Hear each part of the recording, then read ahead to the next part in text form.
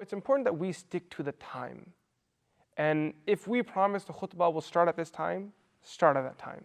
And if for whatever reason you make it late and you start later, it's important that you apologize to the crowd and let them know that their time is valuable, but you were late due to X, Y, and Z reason, and continue on. Now that apology doesn't necessarily need to happen during the khutbah. It can happen before, after, through an email, but apologies are important. And avoid the scenario of going overtime, letting people get back to their work, finish off their salah, so that way they are as excited and motivated to come to the Jummah the next week. But if you and I are going to delay every khutbah by a few minutes, then what will end up happening is that in the future, those people will not be motivated to come to the Jummah khutbah. It'll be something that's dragging them, something that they have to do, sort of thing. And we don't want that to happen. So be punctual in your time.